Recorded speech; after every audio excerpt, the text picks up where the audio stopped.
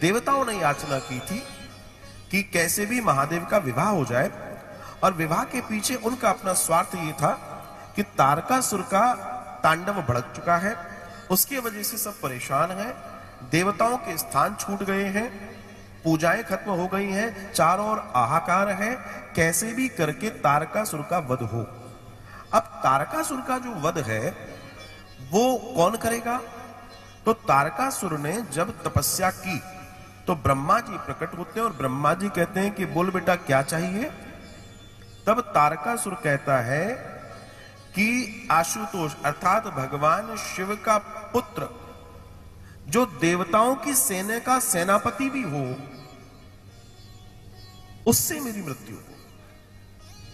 जबकि उस समय उसे पता था कि महादेव वियोग में जा चुके हैं, समाधि में जा चुके हैं, अब ऐसा कुछ होने वाला नहीं है, तो उसने भी बड़ा सोच समझ के वरदान की प्राप्ति की। शिव वीर्य समुत्पम पुत्र सेनापतिर्याद, अर्थात ऐसा जो शिव के वीर से प्रकट हो, अर्थात उनका पुत्र हो, देवताओं की सेना का सेनापति हो, उससे मेरा वध हो। एक बात के कई सारे कारण जोड़ के एक स्थिति पैदा कर दी। अब ये जो तारकासुर है ये कोई सामान्य नहीं है। कश्यप जी की जो पत्नियां हैं जिसमें अदिति है, दिति है, अदिति जो है वो देवताओं को प्रकट करती हैं, दिति दैत्यों को प्रकट करती हैं।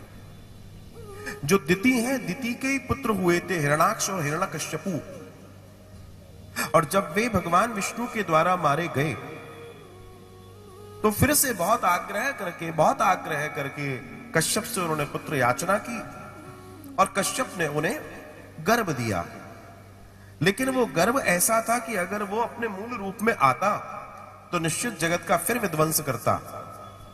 तो इंद्र ने जाकर उस गर्भ में उसके टुकड़े कर दिए, उस गर्भ के, और वो टुकड़े हुए 49 जिनको आप कहते हैं ना चले मरुत 49, वो वही 49 मरुत कहलाया। उन्होंने याचना की, भगवान ने कहा ठीक है ये टूटे हैं लेकिन ये भी जुड़े रहेंगे, ये भी पैदा होंगे। अब वो सोचने लगी क्या करना जाए, मुझे कुछ चाहिए, क्योंकि दिति का बैर है देवताओं से। बाद में जाके उसने बहुत याचना की, तब उस ब्रह्मा जी की उसने 10,000 वर्ष की तपस्या की, और तपस्या करके एक ऐसे पुत्र की कामना की जो उसके अनुसार चले, और वो जो पुत्र था वो उसे प्राप्त हुआ, और उस पुत्र का नाम हुआ वज्रांग। और जो वज्रांग था वो वज्रांग बड़ा विद्वान था, बड़ा बलशाली था, चूंकि दिति के गुण थे। एक बात जीवन में ध्यान दीजिएगा, यहां थोड़े सूत्र की बात कहते चले। इस दुनिया में जब भी किसी जीव का, बालक का जन्म होगा, बालिका का जन्म होगा दुनिया में, उस पर बिना कुछ करे 80% का प्रभाव मां का होता है, बल्कि ज्यादा हो सकता है, कम नहीं होगा, मां का होता है।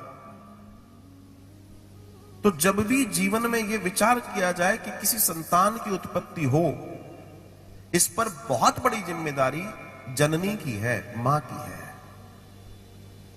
हमारे यहां इस पे बड़ी चर्चा है, बड़े कार्य हुए हैं। हमारे यहां एक उपनिषद है जिसका नाम है गर्भोपनिषद, गर्भ विज्ञान पर आधारित है। उसमें इतना तक वर्णन है कि आपको कैसा बच्चा चाहिए, उसकी हाइट कितनी हो, उसकी आंखें कैसी हो, उसका रंग कैसा हो, वो क्या बने, वो कैसा दिखे, उसमें सब विधियां बताई गई हैं कि अगर इस तरीके से अगर आप गर्भाधान संस्कार करते हैं तो आप अपने अनुसार संतान की प्राप्ति कर सकते हैं। इतना बड़ा विज्ञान है हमारे पास।